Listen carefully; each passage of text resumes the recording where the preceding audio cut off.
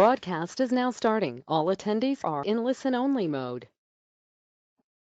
Good afternoon. This is Sherry Lichtenberg. Welcome to NRRI's webinar for today. As you all know, this is a special webinar where we are going to talk about the Rural Digital Opportunity Fund and what's in it for the states, particularly in this time when we are all huddling down in our own homes and working from home. It's really important, I think, to look at broadband, where it is, and how we can get more of it. This will be a 2-hour webinar. The first half hour will be a presentation from Kirk Burgee, who is the Deputy Director of the Rural Broadband Auctions Task Force at the FCC, who has some terrific new data for us on the auction and how it's going to take place. We also have the Honorable Kirk Nelson from the South Dakota Public Utilities Commission. Chris, as you know, is leading the broadband task force for NRRI. We have Kramer, who is CEO of RiverStreet Wilkes, a company providing broadband in rural areas, and is looking, according to his website, he's strategically searching for unserved and underserved rural networks, and we're going to hear about that. And then we have Bob Hance from Midwest Energy, an electric co-op that is now offering broadband. And so we are very lucky. Unfortunately, we had invited NRRI President and Mississippi Commissioner Brandon Presley to join us. Unfortunately, he has been called away for an important meeting at the commission.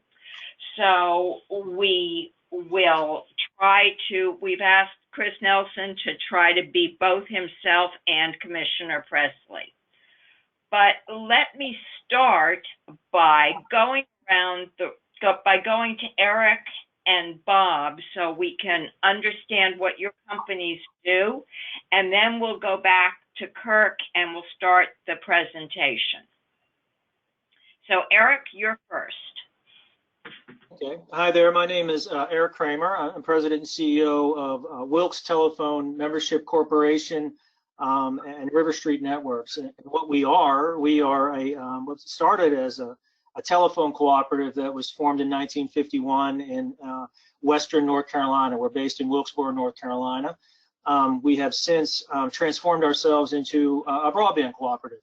And so we were fortunate enough to win some stimulus funding through the ARRA, and we finished a $44 million overbuild of our copper telephone network with all fiber to the home, gigabit capable service to all of our customers. And so we have a rich history of providing high-speed, high-quality broadband. When we finished that network in 2014, we created RiverStreet Networks, which was a way to expand our cooperative philosophy and model to unserved and underserved portions of North Carolina and Virginia.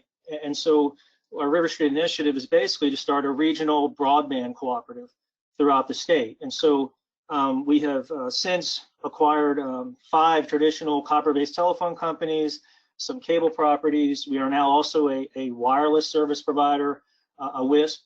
And so we run a network across copper, fiber, coax, as well as fixed wireless. And so we have a little bit of experience in just about everything.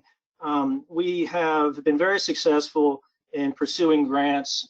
We have to date in the last 10 years have been awarded $143 million in funding, and that's through the stimulus program as well as CAF and Reconnect. And so of that 143 million, 78 million is grants. we matched that with close to $8 million in cash and $58 million in loans. We participated in the CAF2 auction. We were very successful. We were awarded close to $33 million in 9 counties in Virginia and close to $700,000 in several census blocks in North Carolina. And so that was to build gigabit capable fiber to the home service networks in Virginia. And so we coupled that $33 million award with a $48 million loan application through the USDA Reconnect program, which we were successful in getting that. So we got close to 1/4 of the entire 100% loan budget for last year's cycle. And so that Virginia project is a $68 million project that we are starting here very shortly. And so that's really going to change the landscape of rural South Central Virginia. And so our network footprint is really from Murphy, which is the westernmost part of North Carolina, the mountains, all the way out to the Outer Banks. We operate networks in South Central North Carolina, now South Central Virginia, very close to Petersburg, Virginia. And so, that's a little bit about what we're doing, and we're really excited about the opportunities that RDOF present. I think we've been able to take the CAF2 opportunity and leverage that with the Reconnect program, as well as local and state grants and funding, and I can talk further about that as we get along. So thank you. Thank you, Eric. And Bob, do you want to tell us about Midwest Energy and how you got into the phone business? Sure, Sherry, thanks. I want to start by saying how jealous I am of Eric and the successes of Eric's company. It's pretty impressive. Anyway, I'm the president and CEO of Midwest Energy and Communications. We're home based in Cassopolis, Michigan, which is in the southwest corner of the Lower Peninsula. We also have service territory in southeast Michigan, and we have a complementary office over there in Adrian. We were organized back in 1937 as an electric-only cooperative. That was part of the actually kind of the stimulus from back in the day when electricity wasn't being provided out in the rural space. Since then, we grew to about 36,000 electric subscribers in our 2 footprints. And I would just say that we're constantly pressed by our membership to try and find a solution for them in particular to gain access to the internet in a realistically good and better way than they had options at that time. So ultimately, we are an electric company first, and got into the, I would say, reluctant participant in the communication space, just simply because of 2 reasons. First being pressed by our membership, and second, we needed communications as an electric provider in our own facilities. So the 2 fit well together, and we are now currently serving about 13,000 communications customers, and we started our project back in 2014.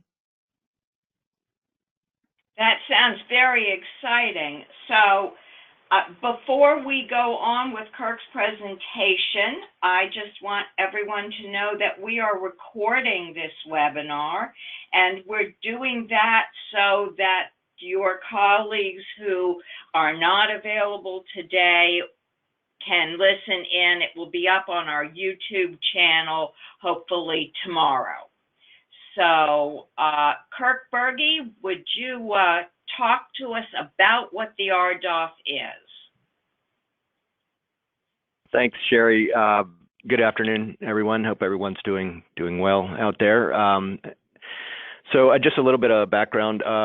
So as Sherry mentioned, I'm the Deputy Director of the Rural Broadband Auctions Task Force here at the FCC. A little bit explanation about that. It was created, the task force, as a sort of separate unit within the FCC to work with the different stakeholders within the agency to administer the Universal Service Fund auctions.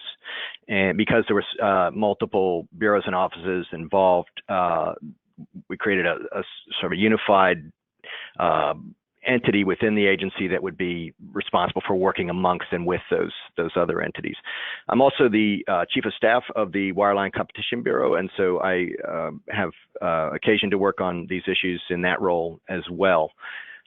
So if we could just go to the first slide. So this is the overview, familiar to many of you, I'm sure. This just sort of gives you the current state of play in the Universal Service Fund auctions. The Connect America Fund 2 auction is completed. It was completed in August of 2018. Awarded $1.48 billion in funding over 10 years for fixed broadband and voice services. The Rural Digital Opportunity Fund, which I'll be focusing on chiefly today, was adopted in a report and order earlier this year. It will make available up to $20.4 billion in funding over 10 years in 2 phases, also for fixed broadband and voice services. We expect the first phase of the auction bidding to commence in October of this year. And then not as far along, but on the horizon is the 5G fund, which proposes to make available up to $9 billion for 5G mobile services, with up to $1 billion of that allocated for networks that would facilitate precision agriculture. So let's go to the next slide. Oop. So how did we get here? This also may be familiar to many of you, but I think it's important to understand the context. This is a sort of a process, and it fits within that larger context. So I'll go through that. Everything kind of started with the 2011 USF transformation order, in which the FCC established new funding approaches for universal service high cost support, primarily as relates to today, in price cap areas. And the approach would use a cost model to identify high cost areas and competitive bidding to allow support, which would include broadband services. Historically, the Universal Service Fund had supported only telephone services. And so each of those things was a new development for universal service. And so the idea of using the cost model came to fruition in 2014. The Wireline Competition Bureau was instrumental in creating the Connect America Cost Model, or the CAM as we refer to it. And that estimated the cost of providing services and the numbers of locations in census blocks nationwide, and that used data from the 2011 census, which at the time was the best available source of that locations information. It also identified the census blocks that had costs above a specified benchmark to establish which of the census blocks were high cost.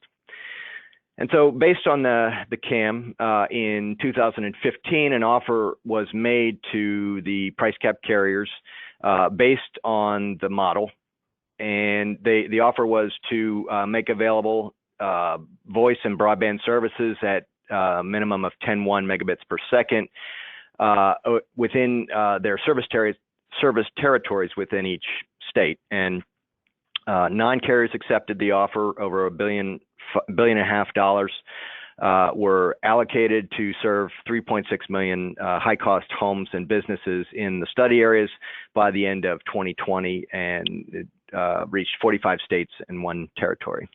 Let's go to the next slide. So that brings us to the CAF Phase 2 auction. So in the areas where the price cap carriers declined the offer of support, the decision was made to administer, as was forecast in the transformation order, to administer that funding using competitive bidding. And so the auction, the CAF Phase 2 auction, went forward with regard to those areas, and certain other areas were also included. It excluded areas that had voice and broadband at speeds of 10.1 or greater, as reported in our Form 477 collection. The census blocks, which were ultimately the eligible unit in that auction, were aggregated to the census block group for bidding purposes, but ultimately what was being bid on was the census blocks. Let's go to the next slide.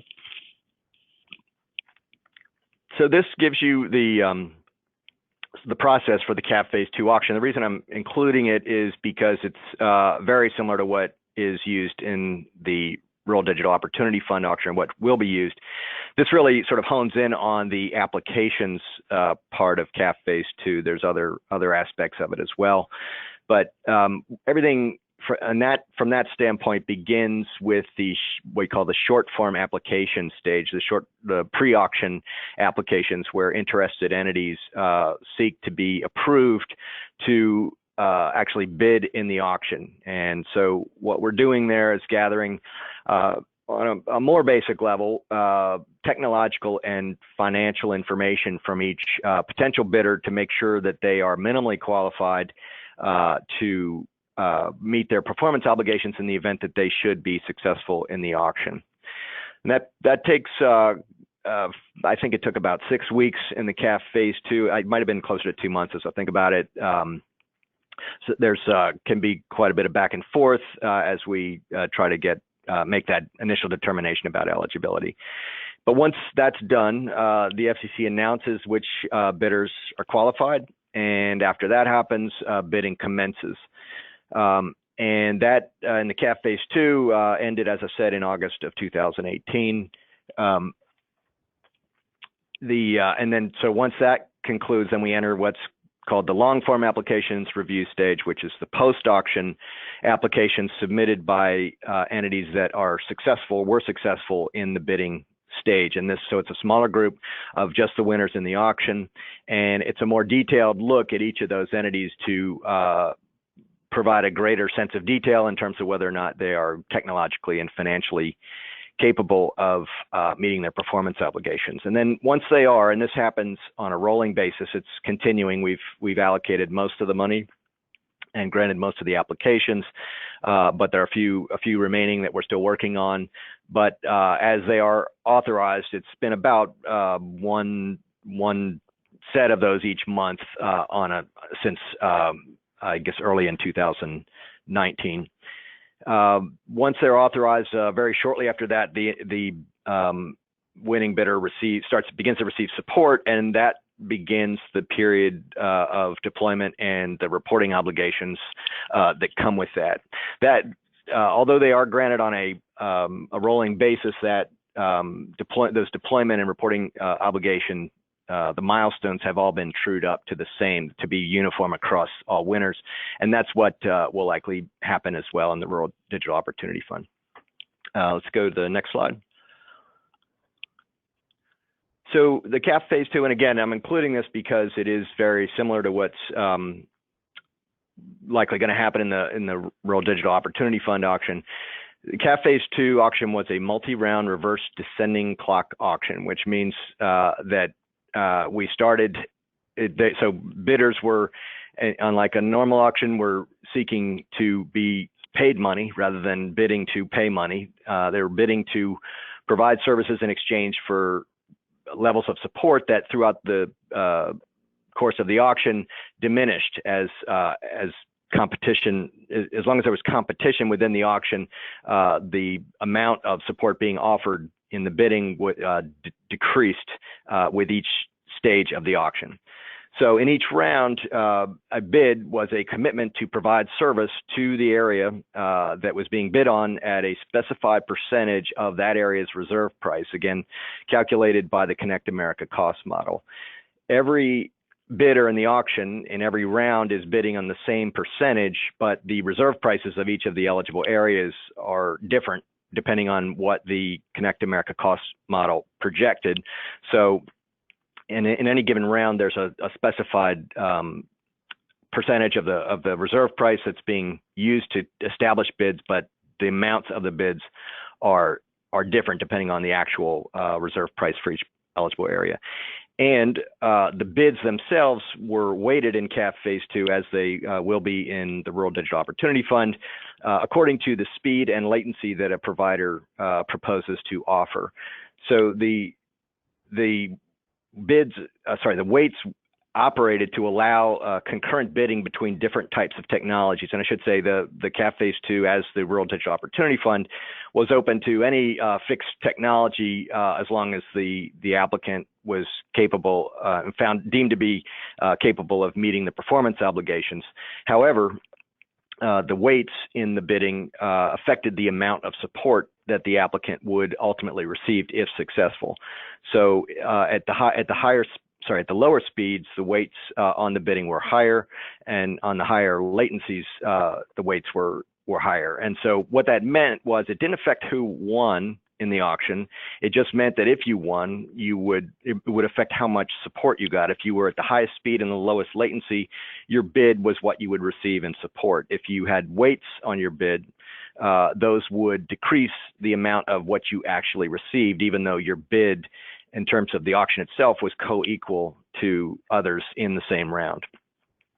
So as I mentioned, the percentage decreased in each round, and then it continued until there was no more competition for any area. So as long as two or more parties were seeking to provide support at the same percentage of the reserve price, the auction would continue to the next round. And as soon as there was only one bidder bidding to offer service at the lowest price, that eligible area would be assigned support, and that continued until there were no more such bidders. That is, no more single bidders in eligible areas offering to provide support.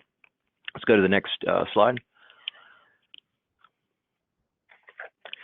So as I mentioned, the auction bidding closed on August 22nd, 2018. The result was approximately $1.5 billion in support was awarded to provide service to more than 700,000 locations in 45 states. As calculated by the Connect America cost model, those locations that received support had an initial reserve price of $5 billion over the 10-year period. So it was viewed as a success in terms of allocating support for services at a lower cost than than was predicted by the cost model. As of March 16th, a couple of days ago, we have authorized over $1.4 billion for 392,000 locations, also in 45 states. We've got a little bit further to go on that, but we're just about complete with that part of the process. Skip to the next slide.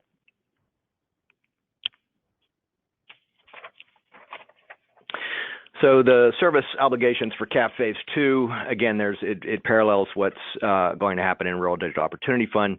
The winners must deploy the service to the number of locations that they won, that is the number of locations assigned by the CAM to their eligible areas rolled up to the state level. They have to deploy that service to 40% of that number by year 3, and then an additional 20% of that number in each subsequent year until they reach 100% of locations by year 6. And there are, as a process for in the event that there aren't enough locations in the aggregate to support to reach those levels, and that's kind of a separate set of issues, but it's so in case, but there is just to note that there is a process in the event that doesn't isn't possible based on the situation on the ground.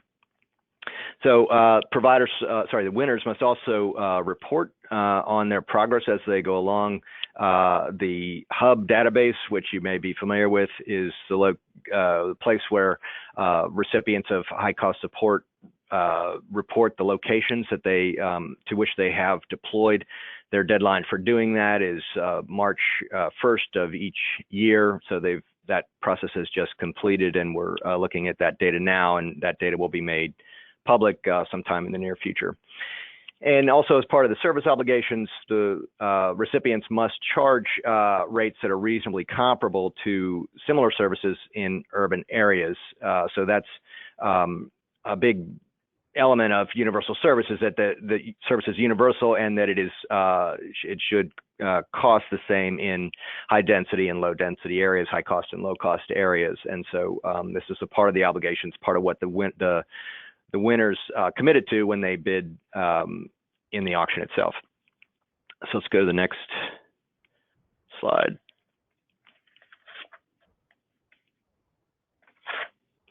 So that brings us to Rural Digital Opportunity Fund. And this was first announced in April of 2019 by Chairman Pai, who indicated his intention to establish the fund, and it would be the next stage of funding for fixed broadband services to address the digital divide. As I mentioned, it's a process, and so this is the next stage in the process for fixed services. We adopted, I should say, the Commission adopted the report and order in January of this year. The auction comment public notice, which deals with sort of the very fine details of how the application and the bidding will take place, was released on February 28th. And the preliminary eligible areas PN was released just yesterday, and this I'll talk about both of these a little bit more. The PN established the preliminary, as its name suggests, it's the preliminary eligible areas for the auction, subject to a limited challenge process. Input in both of these items, that is the comment public notice and the preliminary eligible areas, is due on April 10th. Let's go to the next slide. So the framework for the Rural Digital Opportunity Fund, as indicated, it's up to $20.4 billion in support over 10 years for eligible areas that lack voice and 25.3 megabits per second service in broadband. So note that's the threshold there is higher than was for CAF Phase 2. The proposal is for 2 phases, and actually it's been adopted at this point, that there'll be an auction for census blocks that have no voice and no 25.3 megabits per second service in the first phase, up to $16 billion allocated to that phase. And then after that phase, there'll be a second phase, which will cover the partially served census blocks, and the allocation for that will be the remainder of the $24 billion that's left over from the phase 1, and also subject to revisiting by the Commission at a later point once the results of phase 1 have been seen. The auction will be a multi-round descending clock auction format, just like the CAF, well, not just like, but similar to the CAF Phase 2. I'll talk about some of the differences a little bit further on, but it's the idea of the auction and sort of the larger structure of it is essentially the same. Let's go to the next slide. So for applications, generally we'll follow the same 2-step process as CAF Phase 2, short form applications with like a less involved set of information being supplied, and then after the bidding is closed, a long form application with more detailed financial and technical information. So the threshold to determine what areas will be included for the Rural Digital Opportunity Fund is lower than was used in CAF Phase 2. So included in CAF Phase 2 were areas where the estimated cost of providing service was $52 in the Rural Digital Opportunity Fund. It's going to be $40 for tribal areas and areas that currently lack 10.1 megabits per second service. The threshold will be $30 rather than $40. And so this has the effect of increasing the amount of funding that's available in the bidding because the reserve price is calculated using the funding threshold. The funding threshold is subtracted from the estimated cost of providing service to that area to derive the reserve price. It increases, has the effect of increasing the reserve prices and thus the amount of funding that's potentially available in the bidding.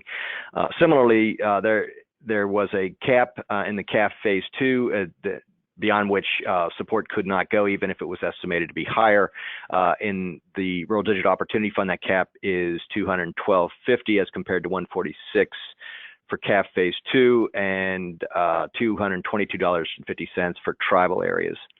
So, which again, that has the effect of increasing the funds that are potentially available in the bidding. Let's go to the next slide. So this slide shows the performance tiers and latencies and weights for the Rural Digital Opportunity Fund. As was the case with CAF Phase 2, there are 4 performance tiers. There have been some slight adjustments in those. the minimum in the Rural Digital Opportunity Fund is 25.3. The minimum in CAF Phase 2 was 10.1. There's a new tier for what was called the baseline in CAF Phase 2. That's now 50 megabits per second down, 5 up, and the above baseline gigabit remain the same. The latency levels also establish weights on the bidding, depending on what the bidder's proposing to offer. The weight for the high latency has been increased to 40. That is the weight that is applied to the bids during the auction. That was 25 in CAF Phase 2. And again, that affects the amount that the bidder receives in the event that the bidder is successful. That weight is applied to the reserve price to derive the amount of actual support. Let's go to the next slide. So what areas will be eligible in the Rural Digital Opportunity Fund? There's a lot of nuance to this. This is a sort of a simplified statement of it, but it's generally census blocks that lack voice and 25.3 megabits per second service in their entirety, but not excluding census blocks that have Connect America cost model, estimated Connect America cost model costs that are below 40. That's the threshold, the funding threshold that I mentioned earlier. And again, $30 for tribal areas and areas that lack 10.1. If the estimated costs are below those amounts, the area will not be included as an eligible area. Also excluded are census blocks that were awarded funding in CAF Phase 2. I think it's over 99% of those census blocks received service or were based on commitment to provide service of 25.3 or better. There's very little 10.1 service that was awarded support in the auction, so it doesn't. It's not that different from sort of the 25.3 cutoff in general. And census blocks identified as awarded funding through the USDA Reconnect or through a similar federal or state broadband subsidy program to provide 25.3 or better service. And finally, a rate of return area is generally excluded, but they can be included if the rate of return carrier expresses to the commission that they do not intend to provide service within their service territory as part of their Universal Service Fund commitments. Let's go to the next slide. Okay, so here's the public notice that I mentioned, just came out yesterday, and the link is there to that. It identified the preliminary eligible areas. So this is not the final set. This is just setting out the initial set, and it established a limited challenge process. So, and basically what this set is based on the Form 477 data as of June 2019 for terrestrial fixed service. So does not include satellite in determining what areas would be excluded from the eligible areas. And then backed out of that set of data is areas that have received funding in Reconnect, along with some areas that were involved in the rural broadband experiments, which I didn't talk about earlier, but that was an earlier part of the high cost program and a smaller scale high cost funding program. So let's go to the next slide. So the eligible areas PN, the preliminary eligible areas PN, provides an opportunity to identify census blocks in 3 categories. That are included in the preliminary set. So within that set, there's an opportunity to identify 3 types of census blocks that should be taken out of eligible areas. And the first set is those census blocks that are shown in the preliminary set that have in fact been served with 25.3 megabits per second broadband service and voice since the June 2019 data was submitted. And this set of data would come from Form 477 filers who would be updating their own Form 477 data from June 2019. The other set of census blocks that are affected are those that have been awarded funding by a federal or state broadband subsidy. It's important to note that this category is a voluntary filing. And it only applies to census blocks for which a provider has an enforceable commitment to provide equal to or greater than 25.3 megabits per second, or a formal commitment has been executed, and it should say there, or if there's funding. So it has to be an enforceable commitment, and either a formal commitment that is reduced to writing, or funding has been distributed. And again, it's voluntary filing. And then the final category are those areas that I mentioned earlier that are within rate of return carrier service areas where the carrier does not expect to extend broadband as part of its Universal Service Fund obligations. And so that information will be coming from rate of return carriers. Let's go to the next slide. So continuing on with sort of the mechanics of the Rural Digital Opportunity Fund, the unit of bidding as I mentioned in CAF Phase 2, the unit of bidding was census block groups. In the comments PN that was released and for which we're currently obtaining comments, the Commission requested whether or not the biddable unit should be census block groups or the next level up at census tracts, sort of a larger grouping of census blocks. Ultimately, census blocks are the fundamental unit. Question is whether to use in the for bidding purposes census block groups or census tracts. So another aspect that will be different in the Rural Digital Opportunity Fund from the CAF Phase 2 is that at the clearing round, and the clearing round is the point at which the aggregate bids for eligible areas fall at or below the budget. So the way the auction is structured, the reserve price, the reserve percentage that everyone is bidding on exceeds the budget, and that goes on round by round until there's a point where competition has brought the collective bidding down to a point where the budget could actually award service to the winner in each of the active eligible areas, which is known as the clearing round or the budget clearing. So in the RDOF, what will happen at that point is the system will make a determination if there is one bidder that is below, and this is based on the weights, so the weights apply to this context as well, which is not the case in the CAF Phase 2. The system will determine if there's a bidder who's, when taking into account the weights, is the single lowest bidder for that eligible area.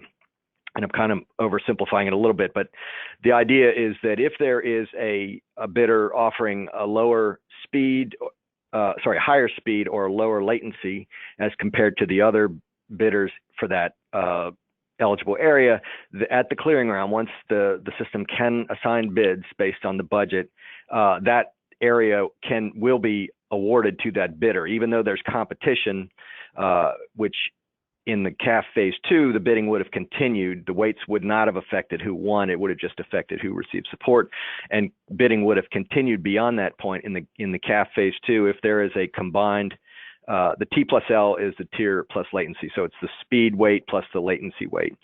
If there's a single bidder that has the lowest combination of those two things, for example, let's say somebody at the gig tier, gigabit per second, and low latency, they would have zero weight, and they were up against a technology that had either or both of those weightings to their bids. The faster and lower latency bidder would win at that point, which should affect the outcome. It should, based on the way that it's set up, it should result in higher speeds in a lot of areas. It's difficult to say exactly how it's going to play out, but the idea is to show a preference for higher speeds and lower latency using this mechanism. Let's go to the next slide. So here are the service milestones and the performance obligations associated with the RDOF.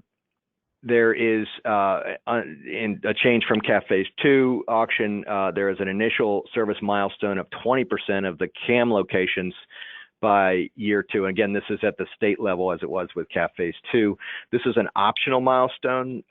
Providers don't have to do this, but it does give them the ability to reduce the extent to which they have to maintain a letter of credit that guarantees their ability to perform the rest of the performance obligations. And so it's an avenue through which a provider could maintain a lower level of credit. Then at 40%, at year 3, we go to 40%, which tracks CAF Phase 2, along with an additional 20% in each subsequent year, taking us to 100% of the CAM estimated locations by the end of year 6, which is what the CAF Phase 2 did. So what's different in RDOF is that in addition to serving the number of CAM locations, 100% of the CAM estimated locations, in RDOF, winners will have to serve 100% of the actual locations by year 8. So it goes beyond year 6 to year 8, and it involves the service to the actual locations. And those locations will be determined using more recent data, quite possibly the 2021 census data, the digital opportunity data collection data that we're currently working on, and possibly others. Let's go to the next slide. So this is the sort of resources page. I wanted just to recommend to you the top item there, which is the Auction 904 email address. We have just a fantastic team on this project, and they do a really good job with that email address. If you have questions, very good about responding to them, and it's a good way to get information about the auctions. And so the others there provide give some additional information about the auctions webpage and general information. And then we have the contact for our intergovernmental affairs, Greg Cook, with whom I work on these matters, and he can be contacted as well. I think that's the final slide, so I'll stop there. Thank you, Kirk. I know that you probably want to take a quick break. We will turn this over to the panel. I'm sure there are lots of questions. So who would like to go first? This is Commissioner Nelson. I've got questions, but they're questions for Kirk, so he's not going to get off the hook very quickly. All right, so Kirk, is it okay if we start asking you? Sure, let's go ahead. Thank you. Great presentation, very helpful to me. One of the questions that I came in with is this whole concept of the clearing round mechanism and the fact that it gives preference to higher speed technologies. I think that's a great move on the FCC's part to make sure that we're, future-proofing these investments that we're making. The explanation that you gave of that was something that I think I understood. I was also comforted when I heard you say that you're not exactly sure how it'll work out. Well, I'm not either, but it sounds like you're moving the right direction. So far as questions, yesterday you released the map of the initial proposed areas. I looked at it just quickly, and it looks to me like you've got census blocks, but you have not yet attempted to put either group boundaries or tract boundaries around those. Is that correct? I think I should have mentioned this. I do understand that we're having some issues with that data, but people are working to get it available as soon as possible. So I think that information should be up there and accessible in the very near future. Okay, that's good to know, because as I was looking at it, I'm thinking, boy, it's going to be really hard for anybody to understand how these might be grouped together. Whether you decide groups or tracts doesn't really matter, but we kind of need to understand what those are going to look like. So that's good news. Let me ask a little bit about the challenge process. So you release what this proposed map of available blocks, if nobody challenges, but yet there has been 25-3 build out since June of last year, or there are commitments for 25-3 build out that you don't know about, but nobody challenges. I'm assuming that means those blocks are going to be part of the auction. Is that correct? That's in general. So yeah. So as I indicated, for example, the information about state level programs, it's a voluntary thing. If we don't get that information, it won't affect the eligible areas as it's currently conceived. We continue to coordinate with RUS, and so there is the possibility that their programs, as they unfold, may affect eligible areas. But I think generally you're right. And so yeah, and if a Form 477 filer doesn't come in and tell us that they have updated information, that we wouldn't not base the eligible areas on that. I would expect them to have an incentive to do that if it's what's taken place since they filed in June of 2019. But we would be looking for them to provide that information. And so there's no thought of attempting to take the December 2019 477 data and overlay that, albeit very late in the game, but you just don't think that's going to be doable. Is that right? It's not. It's unlikely, and not a part of the plan. It's just not probably not going to have that data in time. We need to have it by a date and certain so that people can make determinations and their plans about how they're going to approach the auction. So I don't think it's going to work. Okay, very good. Sherry, I think that's the questions I've got at this point.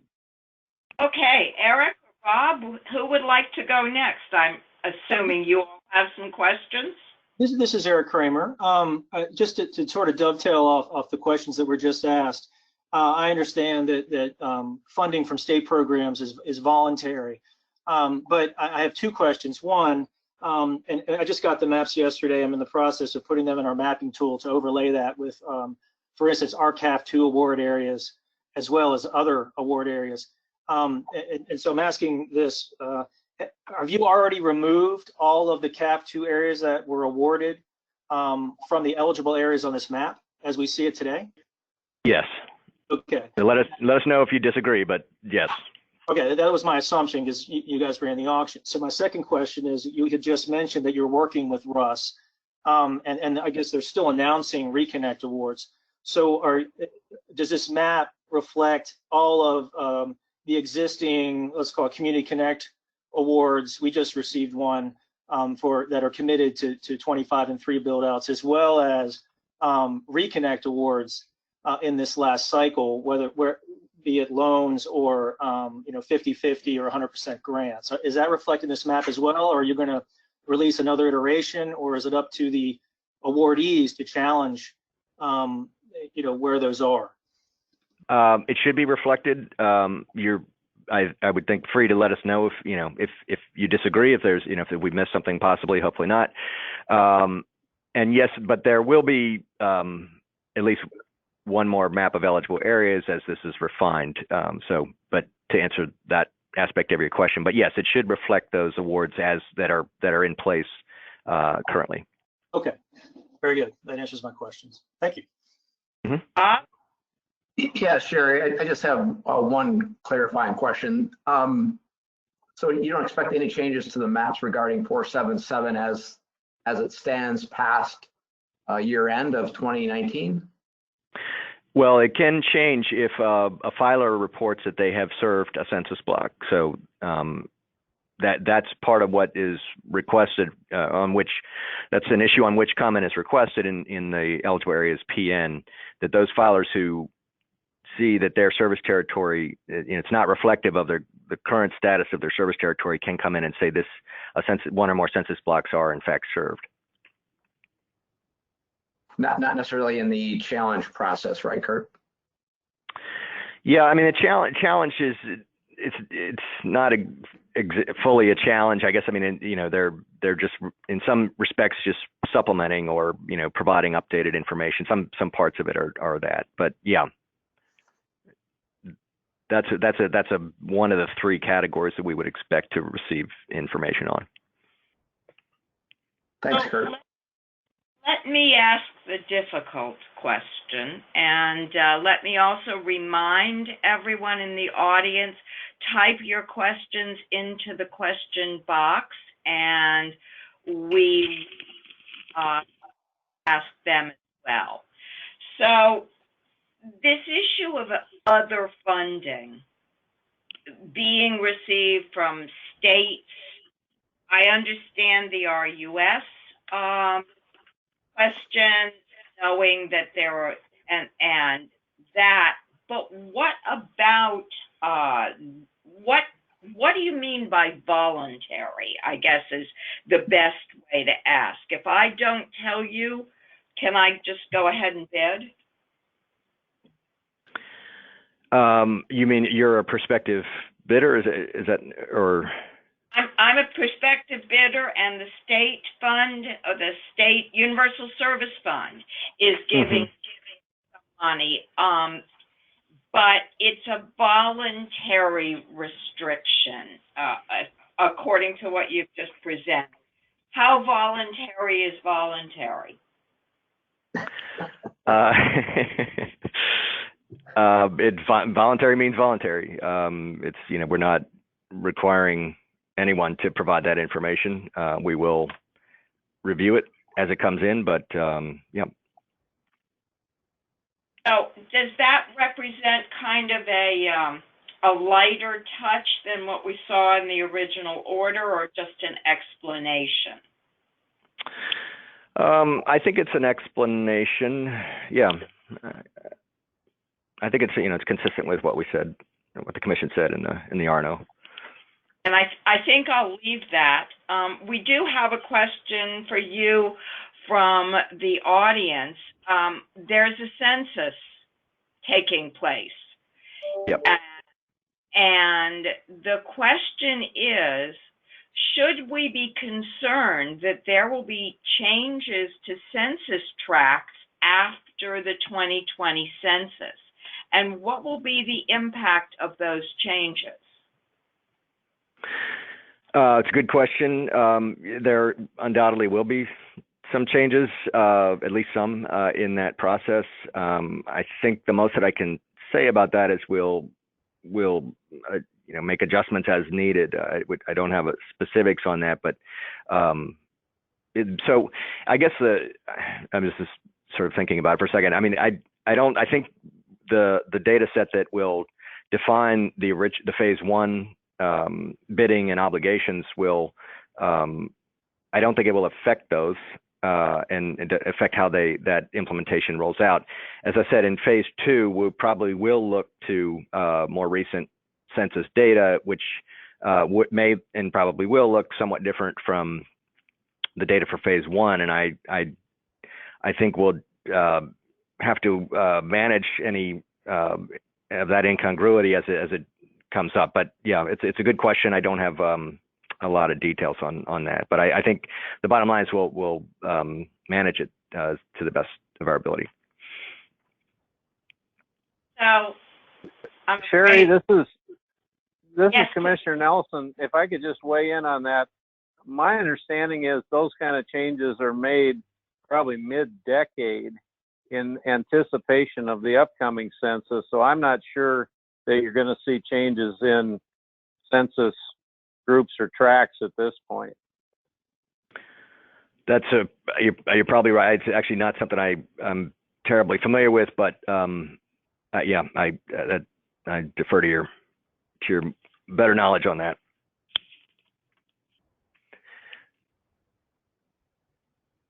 So there are a lot of interesting questions from the floor, and one of them is a question about the challenge process. Mm-hmm. And the question is, does the challenge process go both ways? that is, we are challenging saying, no, this block actually is served, so it shouldn't be part of the RDOF. But what about my block isn't served? Can I now tell you that as part of the challenge process to add that block to the process? The answer is no. The Bureau, the challenge process is going to be managed by the Wireline Bureau, and the Bureau won't entertain challenges that seek to establish that a census block is unserved if the block is reported as served. And that fits in with the larger decision that to go forward with this, the areas that we know are completely unserved, which is a set of data that we feel is reliable, and because we want to move forward with to serve those consumers in those census blocks as quickly as possible. In order to make those more fine determinations about what's partially served or what may not be served, will extend out the process more than it is should, and so that we won't be looking at it in that other direction in this stage. But phase 2 will be targeted towards determining which of those areas are which are partially served or areas are in fact unserved. They will be reached in that phase. Thank you. So let me go to Eric and Bob again and give you a little break, Kirk. Okay. How is the RDOF going to help you extend broadband to your customers, and why did you jump into this process?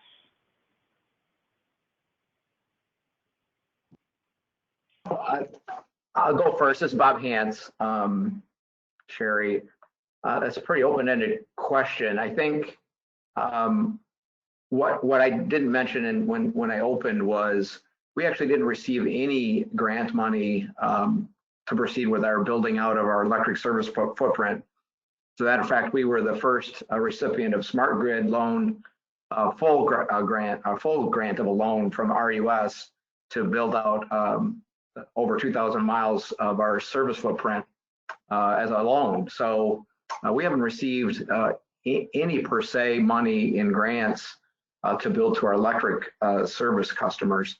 We received some rural broadband experiment money early on, not very much, and then we received a little over $5 million in CAF2, principally to serve outside of our electric footprint.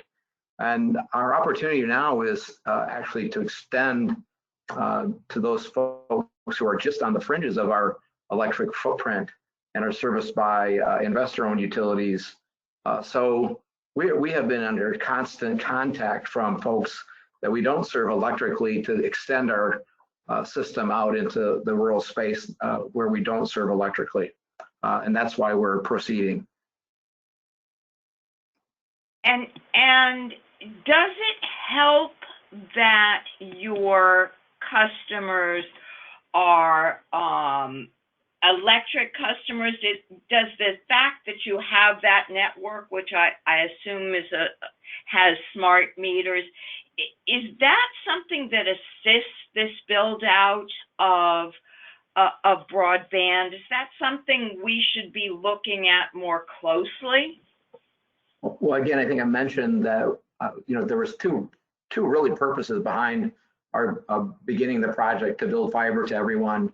The first being the demand and the request by our cooperative membership to do something for them, and the second really was to provide our ability on the electric space to begin doing smart grid and smart home kinds of applications. So yeah, I mean, it's very effective and very helpful for us to have kind of that ability to service not only with the internet, but from an electric standpoint, being able to provide other products in the electric space to our electric customers. We won't be able to do those kinds of things if we expand outside of that electric footprint to serve other communications customers.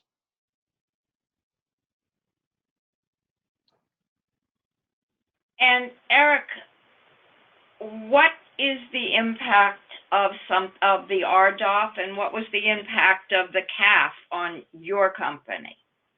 Well, I think coming, and just to give you some backstory, as a traditional rural telecom provider, we have operated under, and you heard the term rate of return earlier, a legacy, I'll call it a support system to operate, our telecom network in rural areas. And so there's been really a paradigm shift in how those support mechanisms are being distributed. And our co-op in Wilkes, up into the 2014, we finished our fiber build, received a significant amount of that support. And so with changes that the FCC had made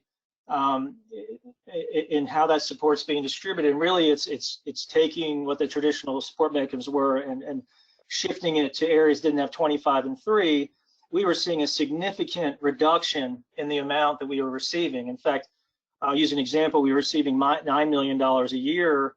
That is now down to $4.5 million over a 4-year period. And so we had to look at ways to expand our footprint and replace these traditional support mechanisms, call them revenue streams, to replace that with customers. And so part of that strategy was to acquire other networks, and those were copper networks or wireless networks, and we're overbuilding all the copper networks with fiber, but also look at other opportunities in unserved areas.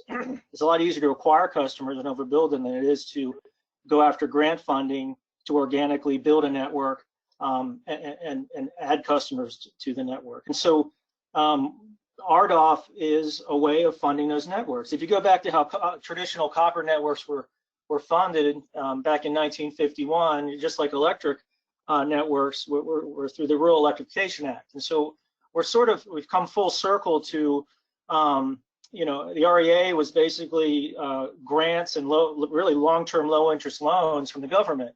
And so what we're seeing now is a redistribution of federal funding and rewriting the telco map from wire centers to census blocks and census block groups. And so these programs are basically a way of building out these networks, first with grants to companies that want to take the risk of going ahead and putting together a business case to seek opportunity to build these networks. And so we had to do a lot of, I say, legwork to look at engineering plans, feasibility studies, demand aggregation in these areas. One, just to understand what the cost would be to build fiber to the home. And then, financial modeling on the take rates and so forth as an opportunity. And so, there's 6-year build-out obligations. We make certain assumptions. And so before we even participated in the auction, we had to understand what's the minimum amount of money that we would take. And so really, you have, at a minimum, you have to get at least 50% of funding from this source. And then you still have to go out. There's a reason why these areas are unserved, because there's just not enough density, or someone else would have built them. And so having a capital infusion through a CAF2 or RDOF program is one thing, but you still have to go and get complementary funding through a loan source, and then part of the business case is hopefully revenue generated from customers. And so for us, it was a matter of really surviving. And we started, a 10-year plan about, literally 10 years ago in 2010 to see how are we going to accomplish this. First, finish our own network, and then take that model. And we found with fiber that customers stay on the network. It's a very scalable network, and we don't have a lot of churn. And so taking what we did in our cooperative footprint and replicating that in other areas, we feel like, is a long-term model that works very well. But the funding alone from CAF2 or the RDOF auction is just one piece of the puzzle, right? And so, in short, we were looking at opportunities for growth because we needed to scale up. And so, so far we've been successful with CAF2. We still have to build it. Accessibility is one thing, affordability is another, and then you have to have adoption. And so, we're making a lot of assumptions with these things, but we feel like we can make it work. So let me go a little farther on that question about adoption and affordability. if the RDOF has a 10-year framework, what happens after that to companies like yours or Eric's? And Commissioner Nelson, you may want to weigh in as well. How are we're going to build networks, but how can we help people use them? So let me start with you, Bob, because you brought up the question. Sherry, can you reframe that a little bit? I'm not sure what exactly you're looking at or for. My question is, we have a 10-year lifespan, if you will, of the RDOF. Right. What happens afterwards? You build a network. Can you keep it running? Will you have enough revenue, or do we need something more? Well, I guess I'll reiterate from the standpoint that we built our first 5-year build out. We built 400 miles a year using loan money, and we actually had a business model that anticipated that would pencil at about 40 to 45% take rate. In our most mature area, we're actually hitting 70% take rate and went cash positive, net income positive at the end of year 4. So without having any grant money, we have been able to collect enough revenue to make it sustainable. So I guess the short answer is absolutely. We think that we will not need any additional support past the cost of building. Well, that sounds excellent. So let me ask you, Eric, what do you think about that? So going back to what I was saying earlier, is that by participating in the auction, we put together and modeled a business case that we feel is sustainable, and we were using assumptions very similar to what was just mentioned, 35 to 40% take rates. I think when you're going into a new market where you're going into an incumbent price cap carriers network, it may be a little bit harder than building and marketing to an existing cooperative customer base. That's why I feel like the cooperative model, I think, is the best model to get this done. And I think electrics are very well situated to have a lot of success with these projects because they have an existing membership and relationship with that membership, as well as assets that they can jointly use. But I think what you saw in CAF 2 was, all of the areas that were up for auction so a lot of them weren't even bid on, and so there was something called the Remote Areas Fund that was put together previously to try to get to these areas that were going to be left behind. And so, even after round 1 and probably round 2 of the RDOF, you are going to have areas that were potentially not being bid on and being left behind. And so,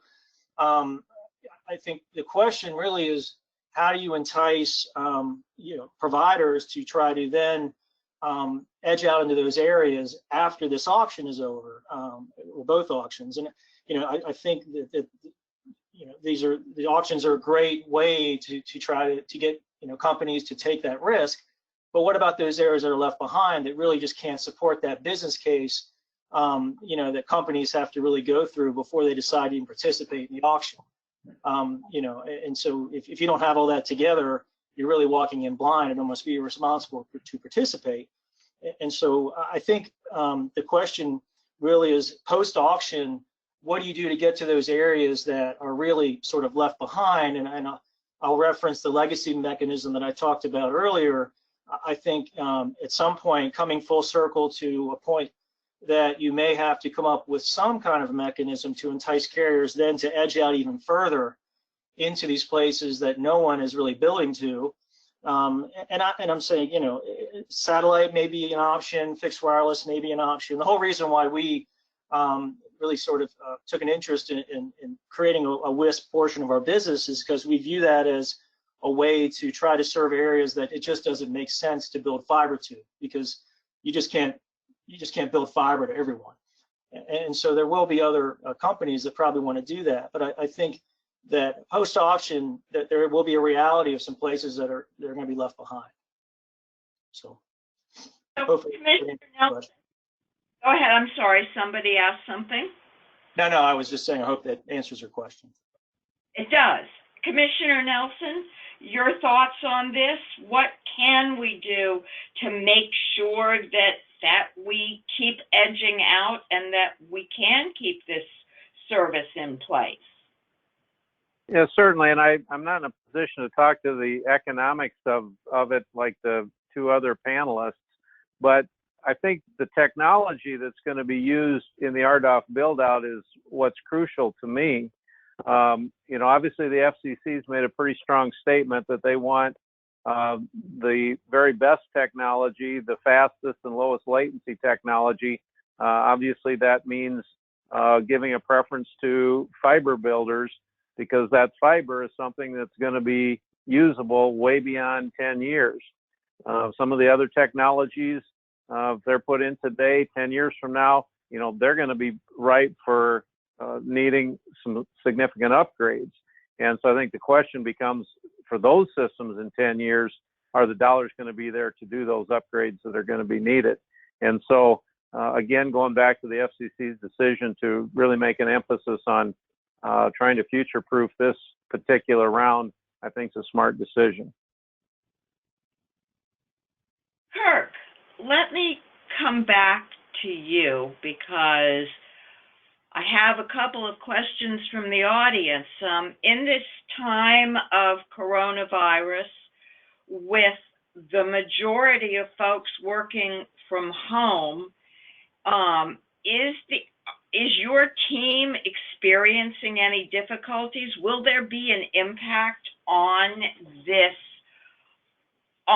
the auction, or do we think everything will proceed as we hope it will?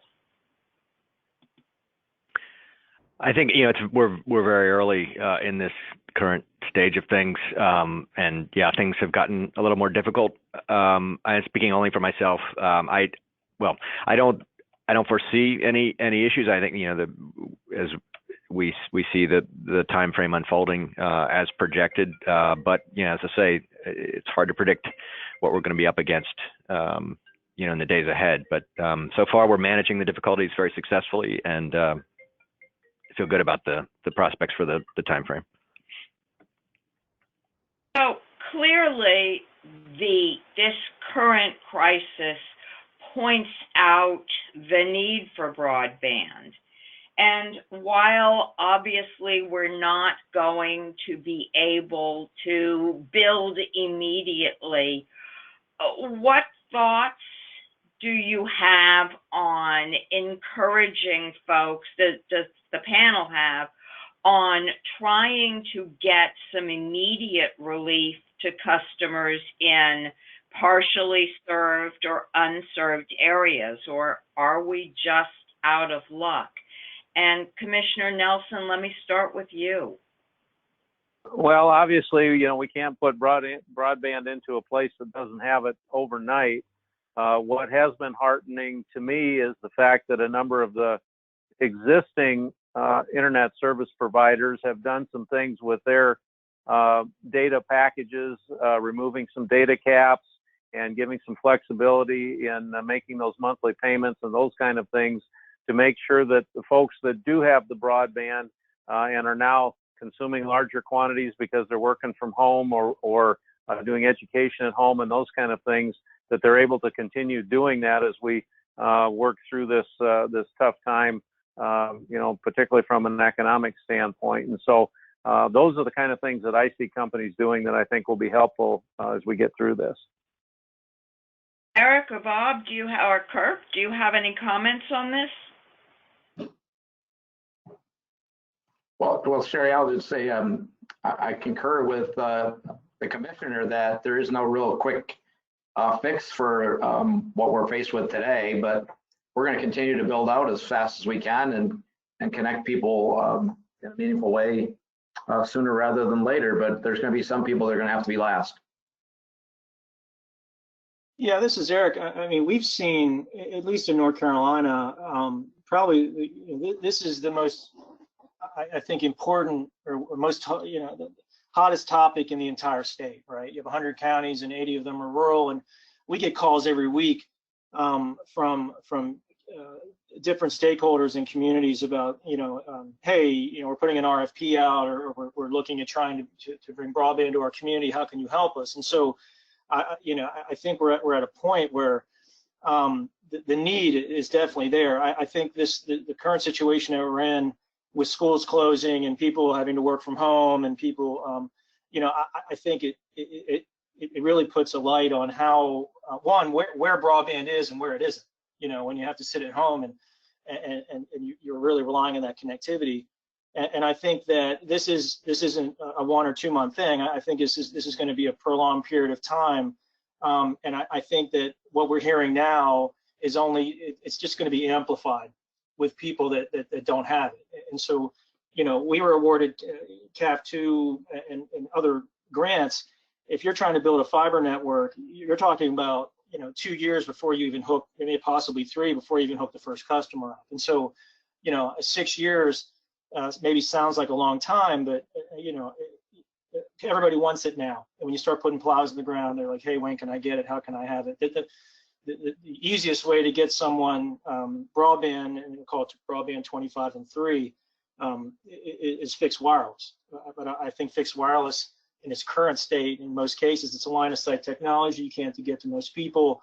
You can get 25 and 3 in certain instances, but to me, that's a short-term solution. And so these networks took decades to build. I think it's gonna be the same time frame. But this auction's a great start. I think the Reconnect program's a great start. I think we've seen the last 3 years, RFPs with hardly any funding to just most recently awarded $3.4 million from a county and state grant. That was unheard of 3 years ago. And so the problem is become to a point where you have counties putting up money and matching funds, and you're seeing states create broadband programs. Luckily, we had one created last year in North Carolina. You have one in Virginia, and having a program is a great thing. And now you're seeing increased funding. And so, I think we'll continue to see more of that. So that brings me to another question from the audience. And Kirk, this is for you. If a census block has one location that receives state funding, and that funding is reported to the FCC, does that mean the entire census block will be excluded as ineligible? No. Well, I refer to the eligible areas PN, which talks about that in the CAF Phase 2 auction, service providers are required to deploy broadband capable networks to at least 95% of the eligible locations. So that's a slight variation on what I covered earlier. There is a mechanism to, if you can't get to 100%, to do 95.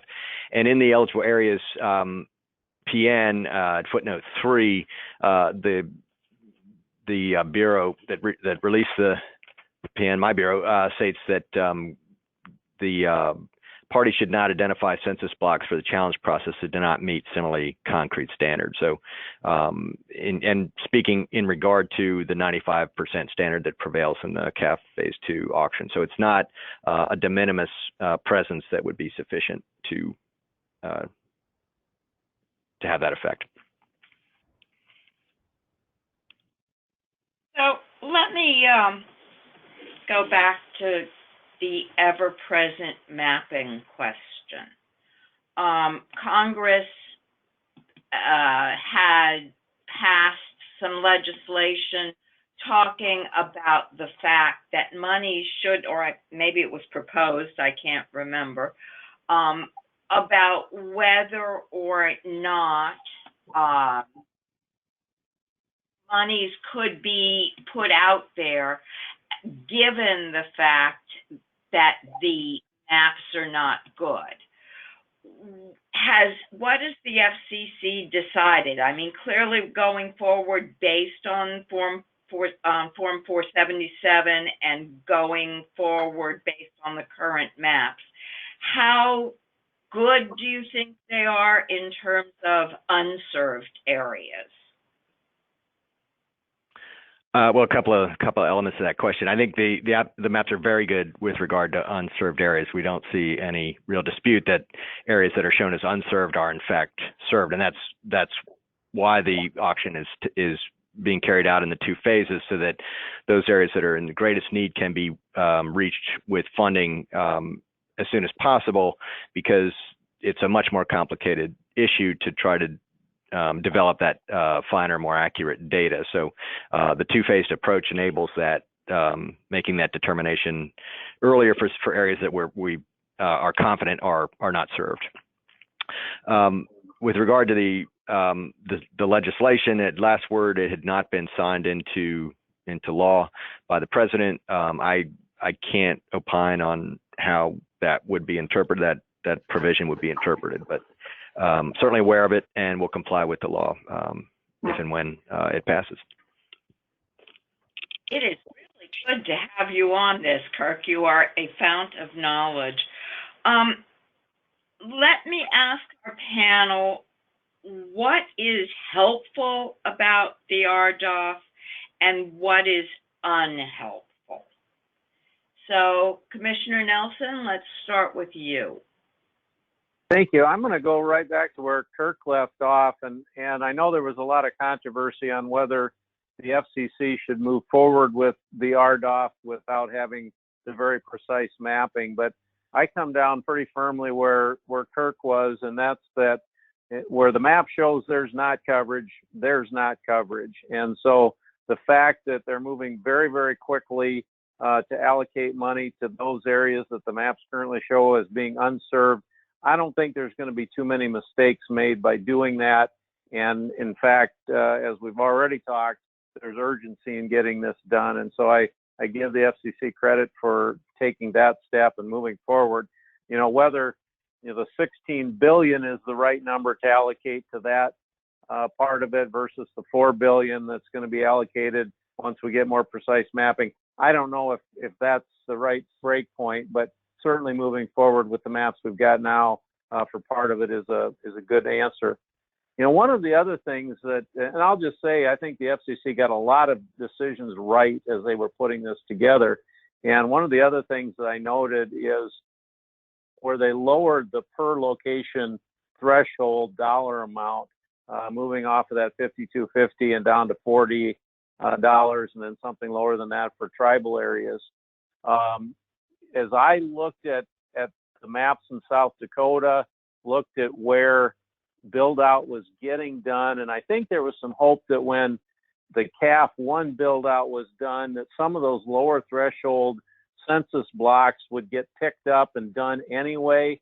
And my observation is that just didn't happen. And so by lowering that threshold and pulling some of those new census blocks into this process is, I think, a really good decision. And hopefully that will be enough incentive to get some companies to take a look at that and build out in some of those areas that are probably going to be closer to our town centers, not the real rural areas, but closer to the town centers, but haven't seen the build out yet. And so I think that's a good move. And then, as I've already talked about, the fact that they're giving preference for the higher speed, lower latency services, excellent decision on their part. Eric, what are your thoughts about the good stuff and the not so good stuff? As a CAF 2 auction participant, I think a lot of the changes that were made were very helpful. I can't really fault the mapping that's currently being used, because I don't think there's no dispute that the unserved area is the unserved area. It would be nice when you're bidding to be able to bid on as many census blocks that are available in contiguous areas, right? Instead of having to go back. But I think having two phases is prudent. I think that once the maps are straight, and hopefully the rural digital data collection process will get that right, that I think we'll have a much better picture of what's served and not served. We participated with USTA and CostQuest on a basically a trial in Virginia. We have an ILEC area in Virginia, and I believe there's a 28 to 30% error rate in the maps in Virginia showing what was served and unserved. And so, you could debate whether it should have been done all at once or not, but I do think the areas that are eligible in the auction right now are going to be those higher cost areas. So I think an allocation of more funding in this round is definitely appropriate. And not all of it may be distributed, but I think that the way that the auction process works, if you're lower bidder, you'll be awarded. That is probably the biggest step in the right direction instead of getting into a race to the bottom. And so I think that's the biggest change, that I've seen. So, I think there's a lot of positives to take away from it, considered to CAF 2. Bob, what are your thoughts? Well, I can't really much add to what Commissioner Nelson and Eric have stated. I pretty much concur with all their comments, particularly Eric's comment, the last comment respectfully of the race to the bottom, which was really something we saw firsthand in CAF 2. Keep the bids going downward to the point where you're bidding against some inferior product and service. So I think this is a much better approach. I guess if I have any criticism at all, it's been the same criticism I've had for a number of years now, is this approach to a standard, and particularly how it seems to be pointed at the rural areas in particular, that somehow we could get by with something less than what urban areas generally get. And what we've seen recently in some of the documentation is urban folks are receiving well over 100 megabits on a regular basis from providers. We don't think in the rural space it's going to be anything less than that's what's needed out there as well. So probably the only criticism I have is the standard that slowly ticks up. And again, because we're talking about something that takes 10 years to build, what's the standard going to be at the end of the construction cycle?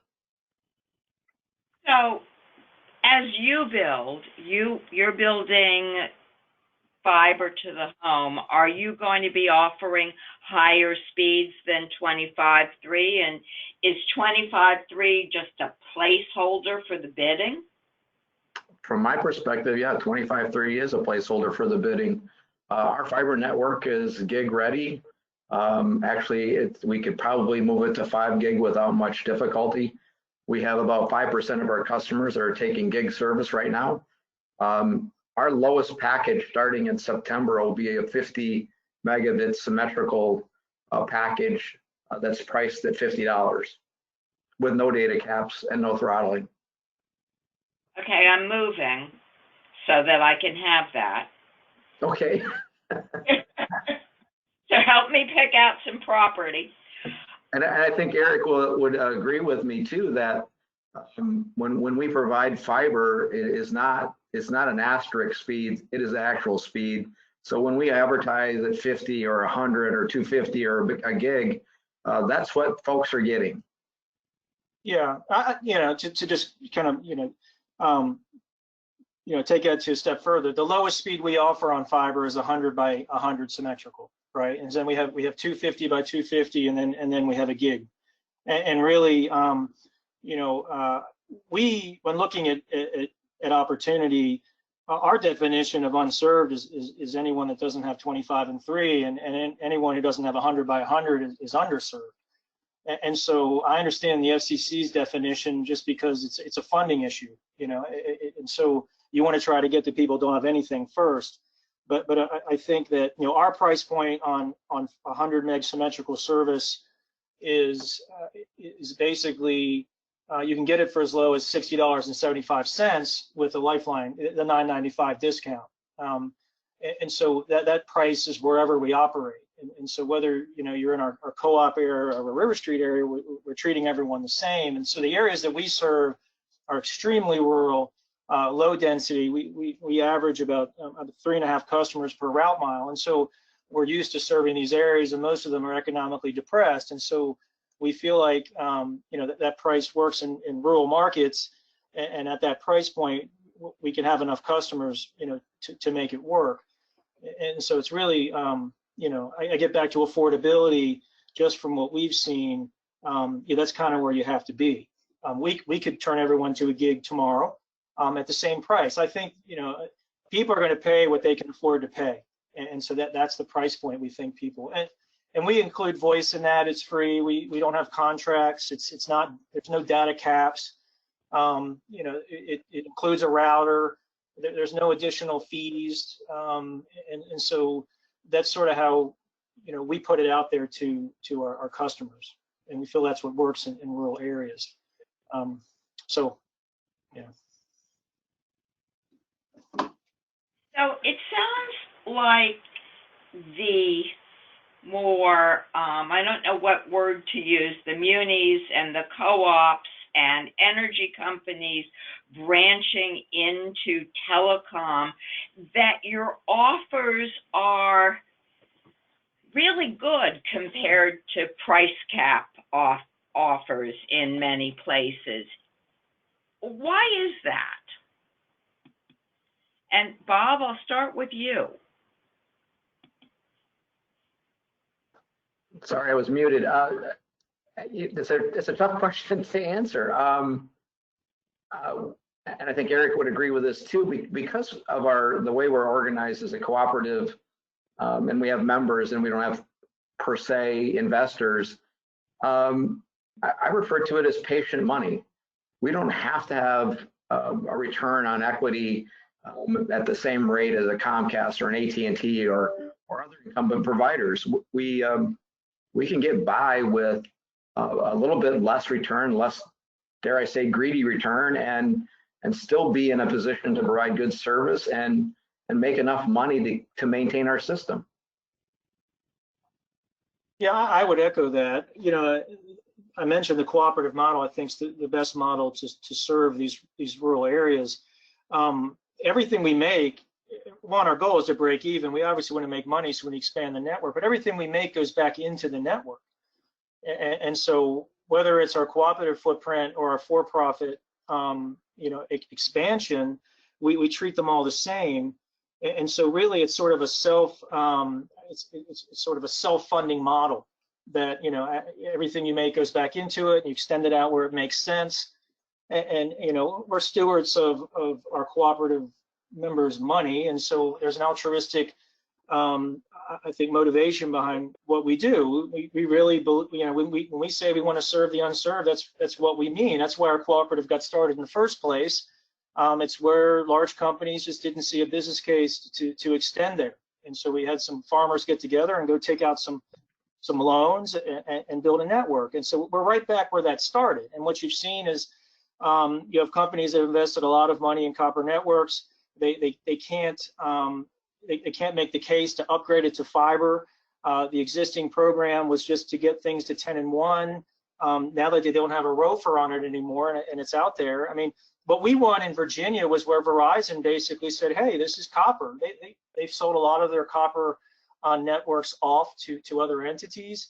They built their FiOS out, and then they quickly, put a halt to that because it's expensive to put fiber in the ground, and they just can't do it everywhere. And what we've seen in North Carolina is the price caps in certain places. They had to make a business decision because they're publicly traded companies that they just can't afford to overbuild those networks. And you hear talk of possibly, doing fixed wireless and such, but I just think, we've come full circle to where there's going to be places where it just doesn't make sense to do it. And they have to make a business decision. I don't fault them for that. But I think much like where we were in 1950, you're going to have, cooperatives or communities or small startups and entrepreneurs. A lot of the telcos were family-run companies that were started with low interest loans. You're going to see a lot of the same. It gets to a point where, what do you do when those companies, they just can't make a case to get to those most, rural and remote customers, and I think we need to start thinking about now, getting ready for 10 years from now when this funding runs out, and or the current legacy mechanisms, that are, build out obligations of 25 and 3, how do you get to those most rural customers? Commissioner Nelson, do you want to weigh in? I know you have a very rural state. Well, yeah, certainly we have a rural state, and I personally am a customer of both a rural electric and a rural telephone cooperative. And everything that, Bob and Eric have said is absolutely true. I mean, they have, the customer is number one. The customer is the owner, they're the member, and that is their entire focus, is on making sure that they've got good quality service at the lowest possible price. And they're absolutely right. It's a model that works and works very well. And I think, in South Dakota, where, the bidders that we're going to see probably in the RDOF are going to be a lot of the rural telephone cooperatives. Our electric co-ops, I don't think are situated probably as well to get involved in this, but we're going to see a lot of telephone cooperatives take advantage of that. So that leads me to another question, Kirk, that's come in from the audience for you. We talked a bit about the impact of the coronavirus on the FCC, but what about the bidders? Do you think that we'll need to extend the due dates because bidders may not have time to do the due diligence they need, given all the other work they have to do to keep their companies in business? I think it's just too early to say. I mean, it's a very unique situation we're all in right now, and just started to unfold. I don't think it would be good for me to predict at this point. Probably a good point. But you'll be open to making changes if you need to, given the situation, which none of us were prepared for. I can't speak for the commission. We will certainly review any requests for relief that come in and address them on the merits, but I'm afraid I can't get any more specific than that. So, Eric, there's a question here for co-ops, and it is, does the co-op involvement anticipate that the co-op will be the landlord with an ISP as a tenant, or that you'll be both the landlord and the tenant?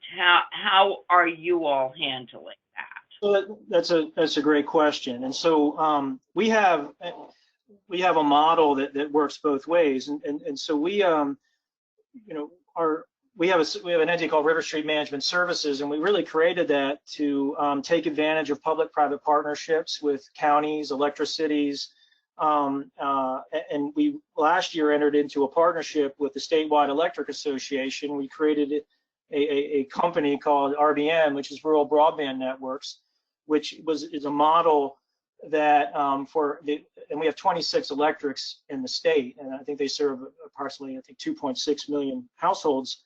That if an electric wanted to participate and work with us to be their ISP, we could utilize their existing assets. You have a lot of electrics that the reason why they're looking at this is because they're putting fiber in the ground, or using aerial fiber to get to their substations as part of just them trying to enhance their electric network.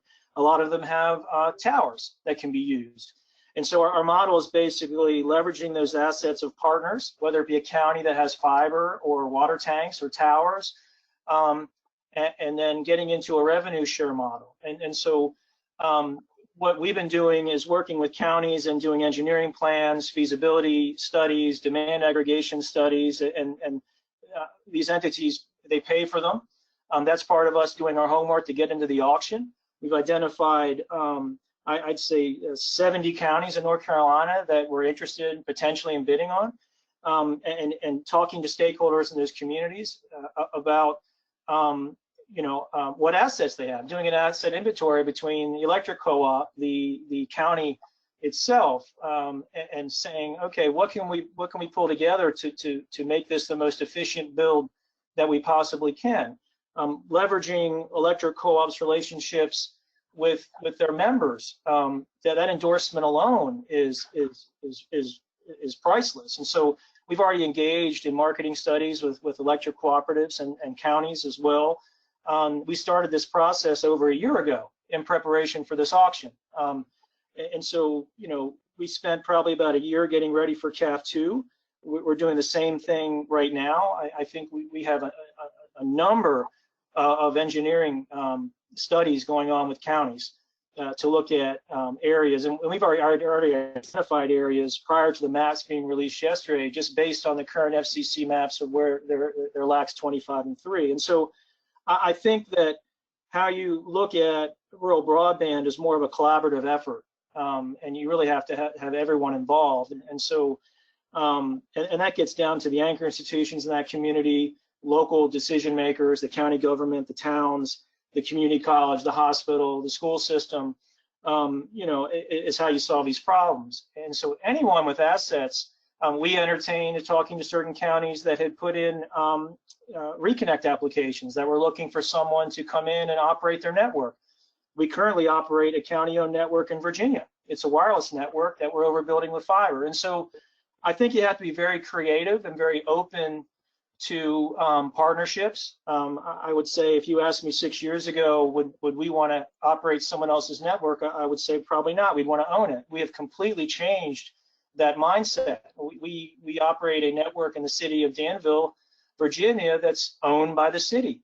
And so we basically serve customers off of their network. And so in Virginia, the state regulations are a lot more conducive to public-private partnerships like that. We're trying to get there in North Carolina, but we feel like working with electrics, some electrics are doing it on their own, as evident by our panelists here. But I think there's some electrics that they're hearing from their members. They want to do something. They don't want to take the risk of going all in, and so we have the expertise of doing that, and we're more than willing to do that. So I'll stop there. So, Kirk, did you manage to get back on?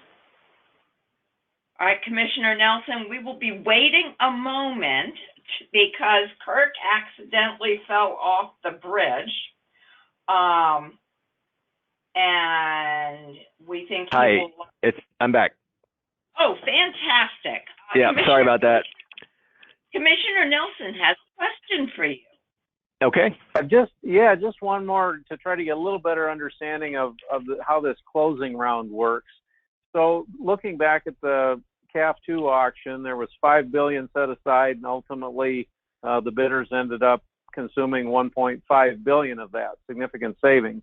So Is my understanding correct with the RDOF that we've got $16 billion, and when the bids come down to $16 billion, that's where we stop, and so we know that we will spend the entire $16 billion, or is that not how that works?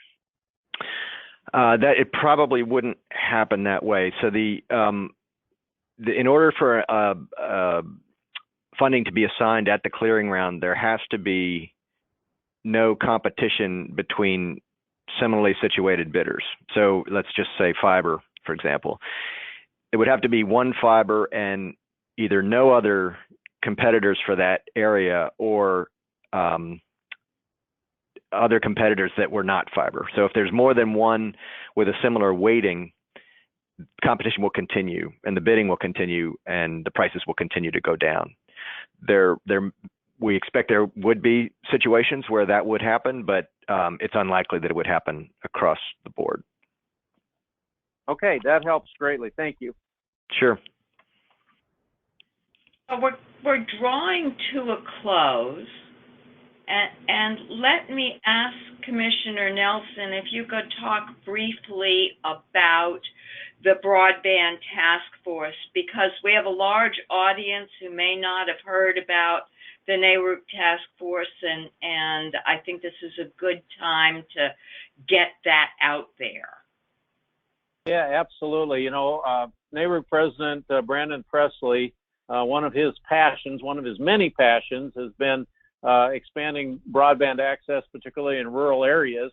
And as he took the presidency, he said, one of the things that I want to focus on during my year as president is broadband, and we're going to do that by establishing a broadband expansion task force.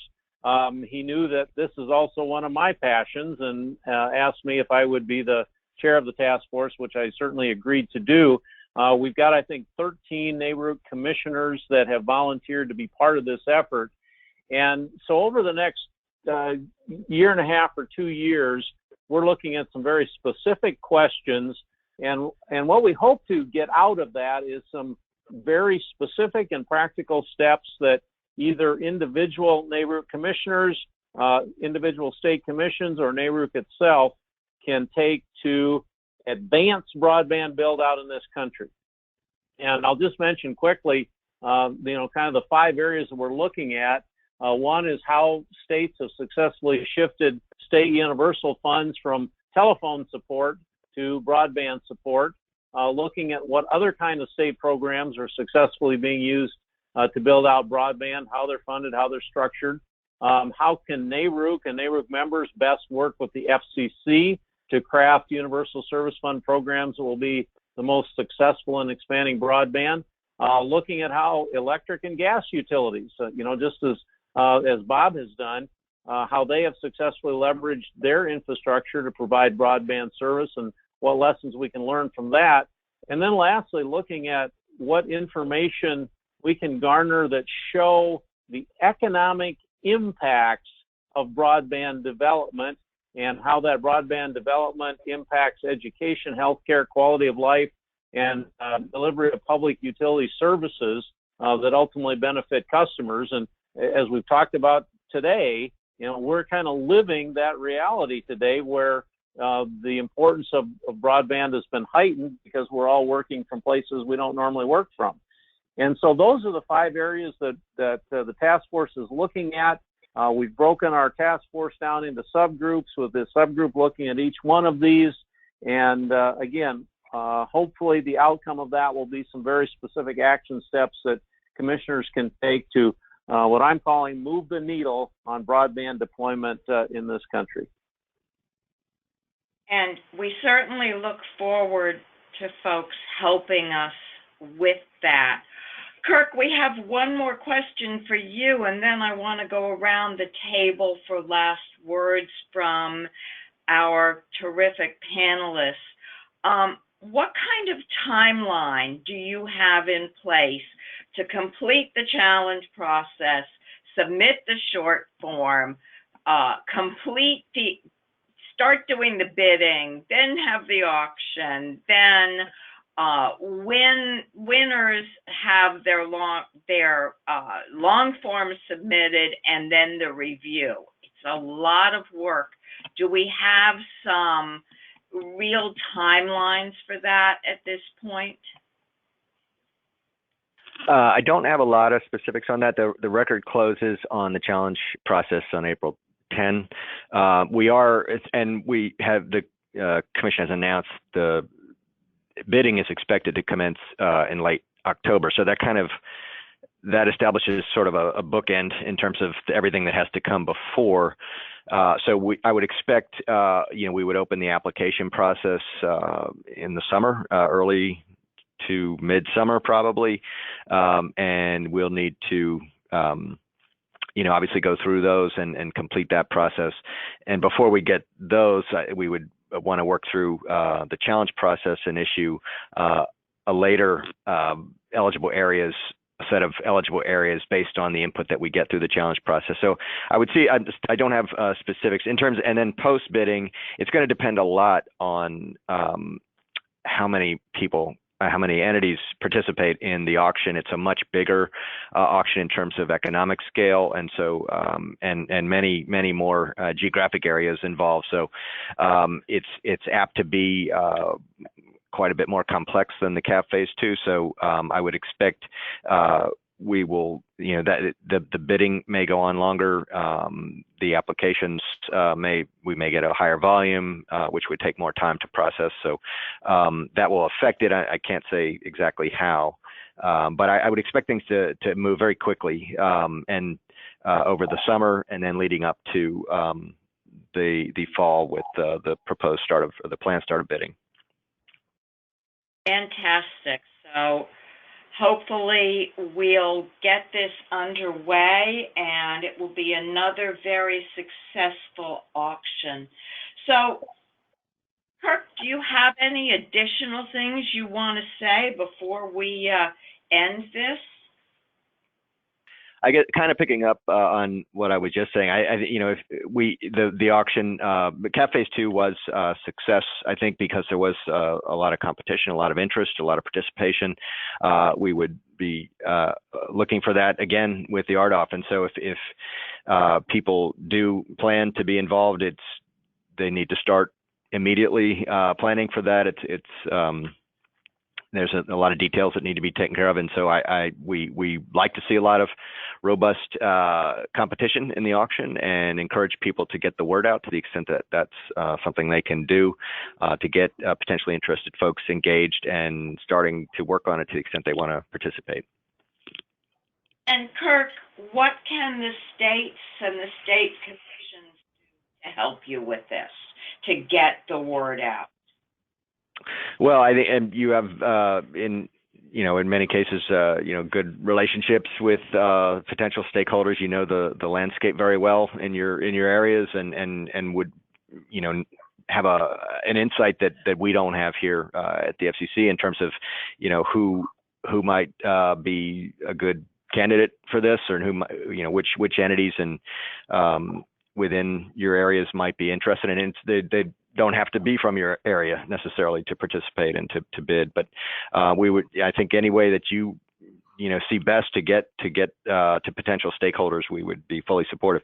In that regard, I should say, we are here if you need assistance, if there's ways that we can help you with education or get outreach or things like that, we're very happy to engage with that. I think we're do the best that we can given what's everything that's going on currently, but we'd be very happy to try to help you with that. And if you have questions or you want to work together on outreach, it's something we do and are happy to do.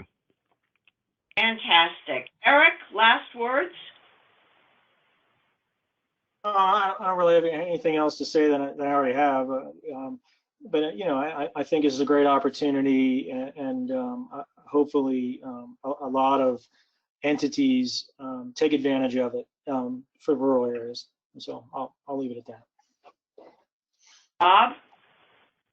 I would just say, Sherry, I think it's an extremely important opportunity to help, again, fulfill the need to close that digital divide in rural areas. I fully expect that, and just to put Kirk on notice, I fully expect at least somewhere north of 200 electrics to participate in the auction this time.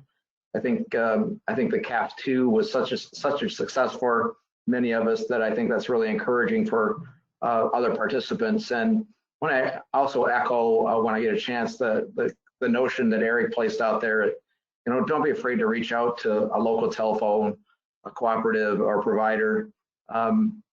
They are valuable resources. In Midwest's case, we just didn't have one to lean on, so that's why we're pretty much standing alone. Fantastic. Commissioner Nelson, you get the last word. Okay, thanks, Sherry. As I look back, I started working in this space 9 years ago, and if I were to have looked at a map of South Dakota 9 years ago, it would have reminded me of a 64-piece puzzle where we have very large areas that did not have broadband. And today, if I were to look at that same map, it's more like a 500-piece puzzle where we've still got significant areas, but they're much smaller areas, much more sparsely populated areas, and areas that are going to be a lot more difficult to serve. But as I look at the way the RDOF has been created, the way it's been crafted, I think the FCC's done a good job, made a lot of smart decisions on how this thing's going to be laid out. And now it's up to the telecom providers, the rural electrics, and others that are interested to get out there and actually make it happen and help us put the last pieces of that puzzle together and eliminate the digital divide throughout America. Thank you very much. Catherine, if we could have the last slide. I want to thank everybody for joining us today. Our next webinar will be on April 29th, and from 2 to 3:30, our usual time, and we're going to be looking at practical protocols for utility pilot projects. Commissioner Tremaine Phillips from Michigan will moderate, and we will have Peter Kappers from Lawrence Berkeley National Laboratory, Joy Wang of the Michigan PSC staff, and other presenters, and we'll keep you updated on when that will happen. Want to thank you all for joining us today. We are really excited about the RDOF and the participation of companies and state commissions to help get this project off the ground and to make sure that we get broadband out there so that everyone can participate in what is turning into our new online environment. We have recorded this session, and it will be available on our YouTube channel starting by Friday. So thank you very much. Please let us know if you enjoyed this, and let us know also what other topics you might be interested in. NRRI looks forward to bringing new ideas forward and to helping commissions, industry, government to understand regulatory issues and to move forward in this space. So thank you all for joining, and that would be it. Thanks for the opportunity. Thank Thank you. Sherry.